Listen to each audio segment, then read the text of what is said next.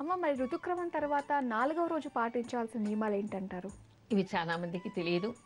కానీ ఒకటి పాటించాలి. ఏమిటంటే సూర్యోదయం అవుతూనే స్నానం చేయాలి. మరి పొద్దెక్కిన తర్వాత కానీ సూర్యోదయానికంటే ముందు కానీ కాకుండా సూర్యోదయం అవుతూనే స్నానం చేయాలి. స్నానం చేసినప్పుడు పసుపు నీళ్లు ఒంటి మీద పోసుకోవడం, ఆఖరి చెంబు నీళ్లలో పసుపు వేసి ఒంటి మీద పోసుకోవడం, కాసిని పసుపు నీళ్లు నోట్లోకి తీసుకోవడం మంచిదంటారు. ఇది ఆధ్యాత్మికంగా చెప్తేనేమో శుద్ధి అంటారు. కానీ సైంటిఫిక్గా చెప్తే కూడా ఒంటి మీద ఉండేటువంటి బ్యాక్టీరియా కానీ ఏదైనా ఇన్ఫెక్షన్ కానీ ఉంటే పసుపు నీళ్ళ వలన అది పోతుంది. ఆ తర్వాత ఎవరిని చూడకుండా మొట్టమొదటిగా వచ్చి సూర్యభగవానుడికి నమస్కారం చేసుకోవాలి. నమస్కారం చేసుకుని పసిపిల్లని, పాలకుండని, పచ్చని చెట్టును తాకినటువంటి దోషం ఉంటే పోవాలి అని నమస్కారం చేసుకోవాలి. ఈ మూడిట్లలో మీకు ఏం అర్థం కనపడుతోంది? పసిపిల్లలకి రెసిస్టెన్స్ పవర్ తక్కువ. పచ్చని చెట్టు ఏదైనా తీవ్రమైన బ్యాక్టీరియా తాకితే ఇట్టే మాడిపోతుంది.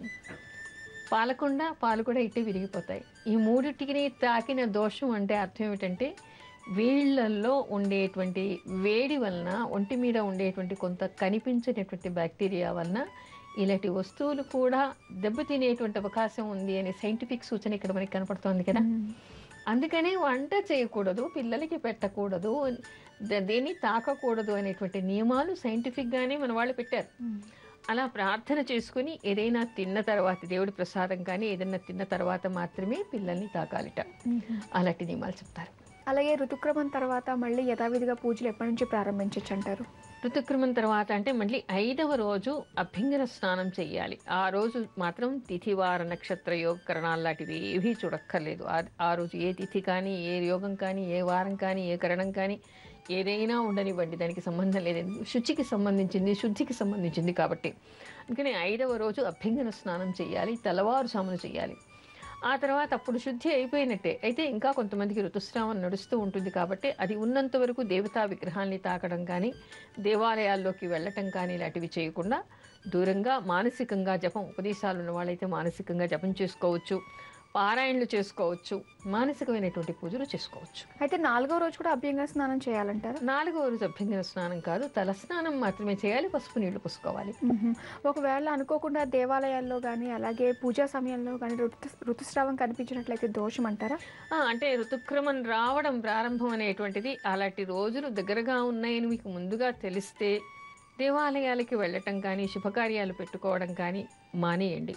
కానీ ఒక్కొక్కసారి ఏమవుతుందంటే అనుకోకుండానే అనుకున్న టైం కంటే కూడా వారం రోజులు 10 రోజులు ముందుగా రావడం లాంటివి కూడా ఒక్కొక్కసారి జరుగుతూ ఉంటాయి. అలా జరిగినప్పుడు మీకు ముందు నుంచి ఏమైనా సూచనలుగా కనిపిస్తూ ఉంటే ఆ రోజు వెళ్ళకండి. అనుకోని పరిస్థితిలో వస్తే కూడా వెంటనే చూడగానే బయటికి వచ్చేయండి.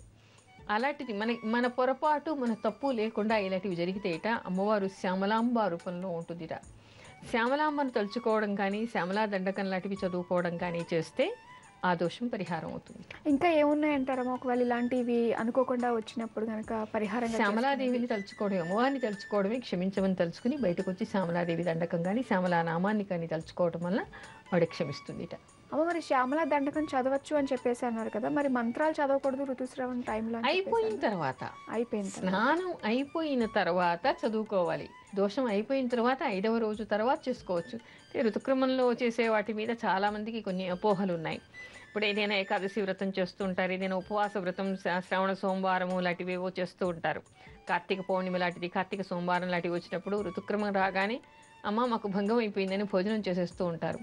కానీ ఒకటి గుర్తుపెట్టుకోండి, భక్తితో మీరు ఆ వ్రతం చేస్తున్నారు కదా, మంత్రాలు చదవకూడదు, కానీ నదీ స్నానానికి వెళ్ళకూడదు, అలాంటివి చేయకూడదు. కానీ ఉపవసిస్తే మీరు యథావిధిగా పూజ చేసి మంత్రాలు అభిషేకాలు చేసుకుంటే ఎలాంటి ఫలితం వస్తుందో అలాంటి ఫలితం వస్తుందిరా. అందుకని ఋతుక్రమంలో పూజ చేయకూడదు, కానీ ఉపవాసం వ్రతం ఉంటే మాత్రం చేయవచ్చు అని చెప్పేసి, చేయటం వలన మొత్తంగా చేసినటువంటి ఫలితం వస్తుందని చెప్పేసి మనకి ధర్మసింధువులో ఉంది. ఓకే, ఇప్పుడైతే శంకర్ నారాయణ అనే కాలర్ లైన్లో ఉన్నారు, వారితో మాట్లాడదాం. హలో. హలో, నమస్కారం అండి.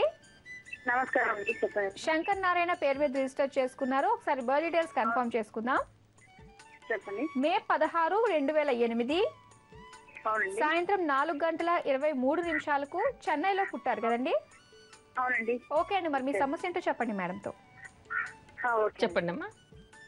నమస్కారం మేడం. నమస్కారం అమ్మా, చెప్పండి. మా బాబుకి ఒక 3 years ఉన్నప్పుడు ఫిట్ లాగా వచ్చింది. అది గురించి తెలుసుకున్నాను. రెండోది వాడి ఎడ్యుకేషన్ ఎట్లా ఉంటుంది, వాడి ఫ్యూచర్ ఎలా ఉంటుంది అని కనుక్కోవడానికి ఫోన్ చేశాను మేడం. ఎడ్యుకేషన్ బాగానే ఉంటుందమ్మా. ఎడ్యుకేషన్కి వచ్చిన ఇబ్బంది ఏమీ లేదు. పంచమాధిపతి లాభంలోనే ఉన్నాడు. గురువు కూడా బాగానే ఉన్నాడు. ఎడ్యుకేషన్ విషయంలో ఇబ్బంది ఏమీ లేదు. ఇతనికి కుజ మహర్దశ నడుస్తోంది. ఆ తర్వాత రాబోయేది రాహు మహర్దశ. రాహు కూడా పర్వాలేదు, బాగానే ఉన్నాడు. మీరు అంటే కొంత భయాలు ఇతనికి ఎక్కువగా ఉండటం వలన ఇతనికి ఫిట్స్ వస్తున్నాయి అనిపిస్తోంది నాకు ఇతని జాతకాన్ని బట్టి. మీరు రోజు దుర్గా మంత్రాన్ని ఇతని పేరు మీద చదవండి, నారాయణ కవచం చదవండి. తర్వాత తల మీద చేపెట్టి అచ్యుతానంత గోవింద అని రోజు రాత్రి 1 గంట సేపు చేయండి.